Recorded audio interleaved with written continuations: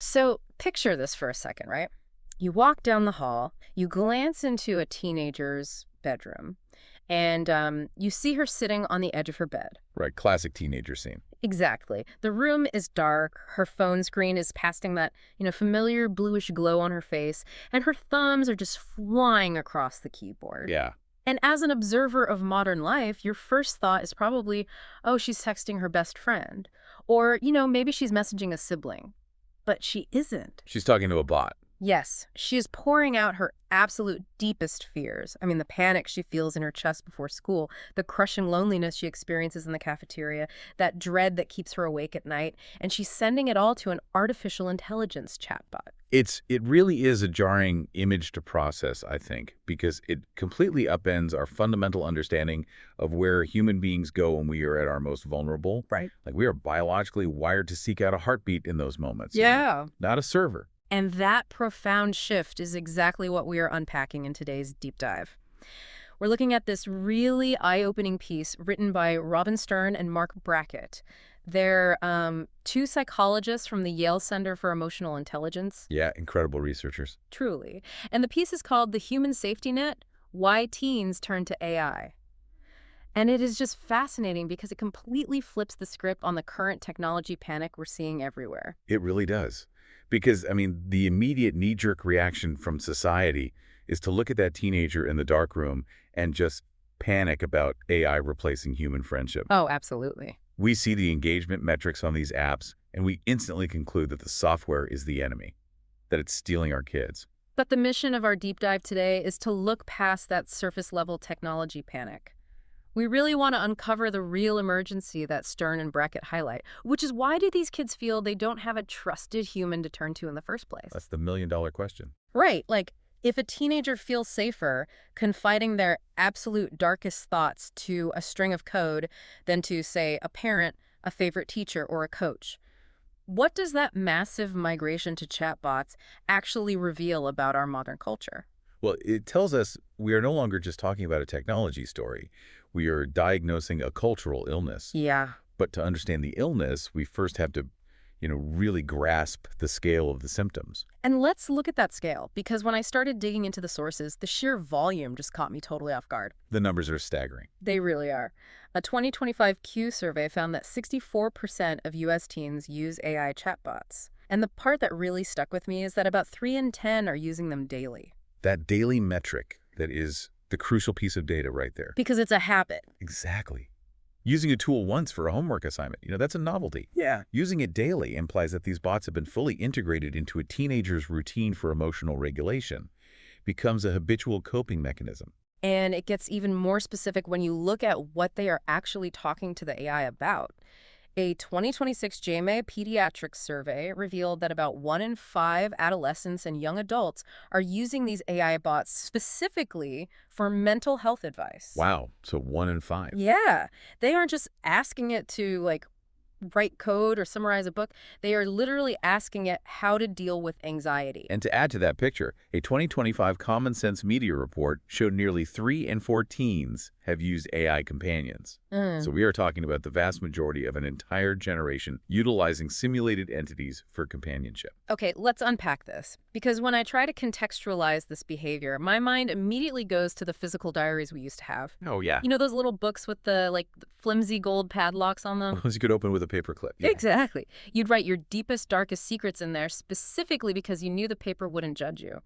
It really seems like AI has become the modern interactive version of that padlock diary, but with the massive difference that it actually talks back and validates you. What's fascinating here is the psychological motivation driving that transition. Yeah. The Yale authors point out that kids aren't turning to AI because the technology possesses some, overwhelming emotional brilliance. Right. It's not actually wise. No, not at all.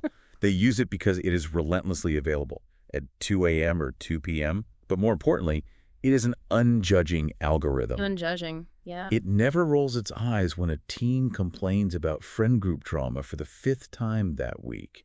It never tells them they are being too sensitive or that they need to just toughen up. It fundamentally does not shame them for experiencing the messy reality of being human. But, I mean, if kids are flocking to AI specifically because it doesn't judge them, the harsh, unavoidable reality is that they must feel intensely judged by the actual humans in their lives. Precisely. Stern and Brackett argue that we have systematically built a culture that withholds what they call the permission to feel. Permission to feel. I like that phrasing. It's a great way to frame it. Because we stopped treating vulnerability as a normal, necessary human state. Instead, we started treating it as a liability, something that needs to be minimized or punished or just completely silenced. And they share this one anecdote in the source material that is just, it's haunting. The dinner table one. Yeah. Think about your own dinner table growing up, or, the one you have now with your family. In this anecdote, a colleague of the author's grew up with a strict, enforced dinner table rule, which was only positive news allowed. Good vibes only. Right. The father supposedly just couldn't handle anything negative. So every single night, the kids had to perform. They had to report something great that happened that day. And if a worry or a fear or a disappointment accidentally slipped out, the father would just cut them off with a single word. He'd just say, next. It is a chilling story. I mean, think about the physiological impact of that single word on a child's nervous system. Just next. Yeah. Next. In one syllable, it completely invalidates the child's internal experience. It tells them that their reality is unacceptable to the very people they depend on for survival. And the tragic result of that environment was exactly what you would expect. The oldest child in that family eventually developed a severe drug problem. And it went completely unnoticed by the parents until he literally dropped out of college. Because he hid it so well. Exactly. Because that child learned very early on that love and acceptance were strictly conditional. They were only available for the happy, positive, successful version of himself. Right. But, okay, here's where it gets really interesting, and I want to push back on this for a second. Let me play devil's advocate, because I know there are people listening to this who might think, wait a minute, aren't we constantly told that focusing on the positive is a good thing? Doesn't a good vibes-only environment help build resilience so kids don't dwell on the negative?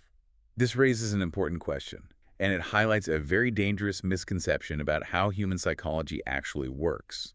We constantly confuse silencing with resolving. Oh, that's a big distinction. It's massive. When you enforce a good vibes-only environment, you aren't actually making the distress disappear. The anxiety doesn't vanish just because you refuse to look at it. You are simply driving it underground. Yeah. You are teaching that child that their pain is dangerous and burdensome to the adults around them. It's like putting a fresh coat of paint over black mold. Exactly. The wall looks fantastic to anyone walking by, but the foundation behind it is just quietly rotting away. That is exactly the mechanism at play. And because these kids are driving their distress underground to avoid burdening the adults, they desperately seek out a safe, low-risk outlet where they won't be told next. And enter the AI chatbot. Exactly. It steps into this massive emotional void by offering a flawless simulation of connection. But I was reading the source material on this concept of mattering, and it actually tripped me up a bit. The authors describe mattering as the fundamental human need to feel valued. But AI does make you feel like you matter, right? I mean, it replies instantly, it remembers what you said 3 days ago, it focuses entirely on your problems without interrupting. So why doesn't that count as real connection? It is a great distinction to make. AI perfectly mimics the first half of the mattering equation, which is feeling valued. Okay. But true mattering is a two-way street. It is not just about feeling valued by others. It is crucially about having the opportunity to add value back to them. Oh, wow. I didn't think about it like that. Yeah, and you cannot add value to a machine. A chatbot doesn't need you. It doesn't grow because of your advice. It doesn't feel comforted by your presence. It is a one-way mirror of simulated intimacy. So you're just like screaming into an incredibly polite void. Essentially, yes. And this ties deeply into the work of developmental psychologist Niobe Way, who is cited in the piece. She discusses a crisis of connection that is particularly acute among boys and young men. Right, because culturally, boys are still heavily conditioned to suppress their emotional needs. Very much so. They are told to, man up, rub some dirt on it, and above all, not to need anyone too much. And you combine that cultural mandate to suppress vulnerability with a digital tool that offers consequence-free venting, and you create an incredibly powerful dependency. A dependency on the software. Yes, but we have to look at the biological consequences of that dependency. We are swapping real, messy human connection for a frictionless digital illusion. And we have hard biological science proving why this is dangerous. Like the Harvard study, right? Yes, look at the Harvard study of adult development, which the sources highlight. It is the longest-running scientific study of human happiness in history, spanning over 80 years. Which is crazy to think about, 80 years of data. It's unprecedented. Yeah. And its conclusion is undeniable. Good relationships are not just a nice psychological bonus.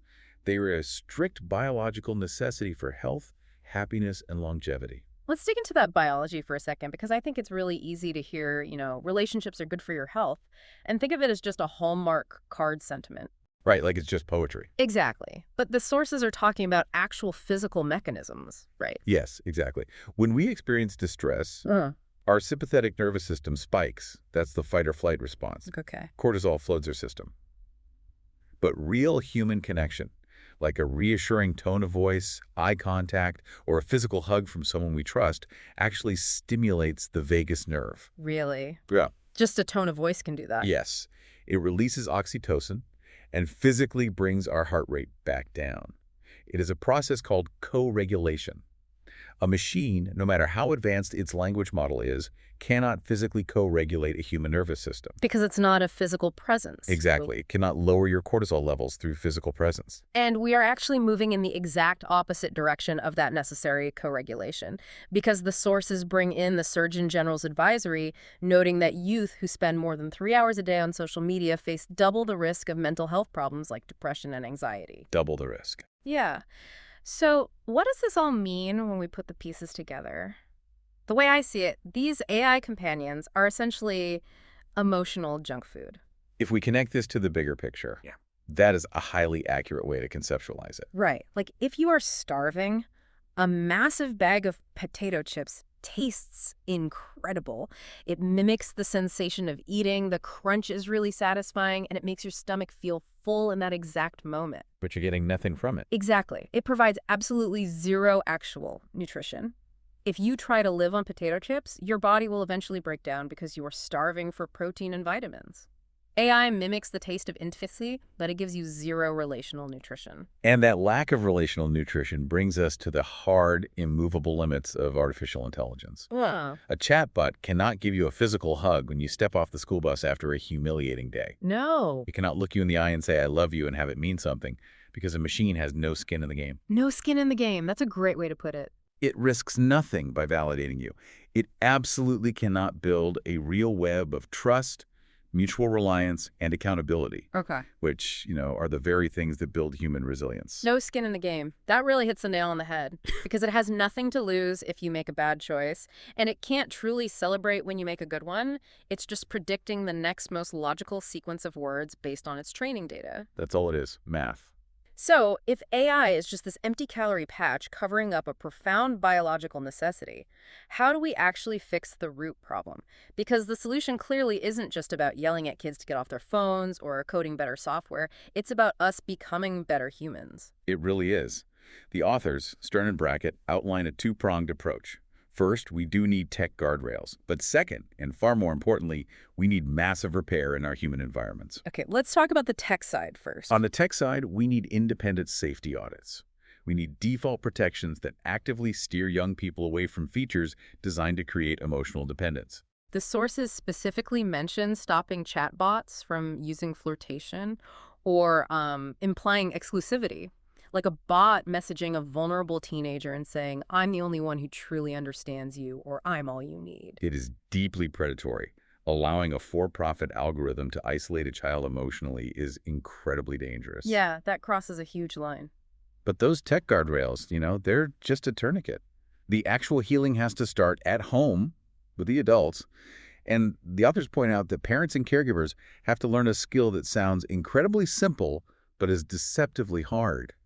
They must learn to listen without fixing. I have to laugh, but also kind of wince a little, because this is so incredibly hard to do. Oh, it's the hardest thing. Think about when you come home from work just wanting to vent about your boss, and your partner immediately pulls out a spreadsheet and an action plan to solve your career crisis. Right, you're just like, please stop. You don't want a solution. You just want to be heard. But when it's a child in pain, Your immediate biological instinct as a parent is to jump in, fix the problem, remove the pain, and make everything okay again. It goes against every instinct we have. When a child is in distress, the adult's own anxiety naturally spikes. The fastest way to lower the adult's anxiety is to solve the child's problem, or, dismiss it so the uncomfortable feelings just go away. So we say next. Exactly. Ew. But the authors suggest we need to learn how to stay present without panic. Instead of saying, you'll be fine, or toughen up, or jumping straight to solutions, we need to use phrases like, you seem quieter than usual, what's going on? Or, tell me more about how that felt. Because kids don't need perfect adults who have all the answers. They just need emotionally available ones. They need someone who can help them name what they're feeling so they can figure out what to do next. And the authors stress that this repair can't just stop at the front door, right? It has to continue at school. The standard they propose is actually beautiful in its simplicity. No child should go a whole school day without being known by at least one adult. It requires a fundamental shift in how we view the role of education. And this is where social and emotional learning, or SEL, becomes critical. Right. There is a tendency in some circles to dismiss SEL as a soft distraction from hard academics, but the data proves otherwise. The sources cite a massive meta-analysis spanning 424 studies across 53 different countries. Wow. 53 countries? It's incredibly comprehensive. And the conclusion, SEL not only improves relationships and empathy, but it significantly improves classroom functioning and academic achievement. Because a biologically regulated brain can actually focus on algebra. Precisely. And the authors developed an evidence-based approach at Yale called the Ruler Framework to achieve this. RULER. Okay, what does that stand for?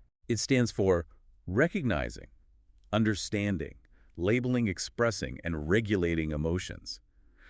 The core philosophy here is completely paradigm shifting. It teaches schools to treat emotions as information rather than as interruptions. Let's walk through what that actually looks like in practice, because I think the how is so important here. Sure. If a kid is acting out in class, maybe slamming their books down or throwing a pencil, the old way of handling that is treating the emotion as an interruption, right? Like, stop that, go to the principal's office, you're disrupting the math lesson. How does the Ruler framework change that interaction? Under Ruler, that frustration is treated as data to be decoded. The teacher, who is trained in the same emotional vocabulary as the student, uses the framework. They recognize the shift in behavior. They seek to understand the cause. They help the student label it. So they're actually investigating. Right. So instead of just acting out, a student might be guided to say, I am feeling overwhelmed and embarrassed because I don't understand this math concept and I need a strategy to calm down. Because the adult and the child share this language, the adult knows exactly how to respond without shame. It completely de-escalates the situation. That is the human safety net that an AI companion simply cannot provide. You can't ask a machine on a phone to foster a safe classroom environment or, notice when a kid is quietly shutting down in the back row. Which brings us to the ultimate takeaway from Stern and Brackett's work. We must start treating human connection like infrastructure. Like roads and bridges. Exactly. In our society, we treat roads, bridges, and power grids like infrastructure. We plan them deliberately, we fund them, we measure their integrity, and we maintain them. We do not leave them to chance. We need to do the exact same thing with human connection, in our schools, in our youth sports leagues, in our faith communities, and in our public policy. Because true recovery from whatever is hurting you, whether you are a teenager navigating cafeteria politics or an adult navigating life, only starts when you finally feel safe enough to tell the truth to another living, breathing person. Connection is the only infrastructure that can bear the weight of human vulnerability. So as we wrap up today's deep dive into these incredibly timely sources, we want you to leave with this core understanding. The opposite of disconnection in our modern world is not more apps. It's not more content, and it's certainly not a better, faster algorithm that flawlessly predicts what you want to hear. No. The opposite of disconnection is permission. The permission to feel, the permission to be truly known, and the permission to be held in your absolute hardest, messiest moments without an ounce of shame. It requires all of us to step up, look up from our own screens, and be the safe harbor that we are currently outsourcing to servers and code. Thank you so much for joining us as we explored this critical topic today. We hope it gave you some powerful tools and a new perspective for your own relationships. I'd like to leave you with one final thought to ponder as you go about your day. The sources we explored highlight that teens are turning to AI precisely because it never ever judges them. It's programmed to endlessly validate them. But it makes you wonder, if we allow an entire generation to only express their deepest fears to machines that are coded to endlessly agree with them, how will they ever learn to navigate the beautiful, messy friction of real human disagreement?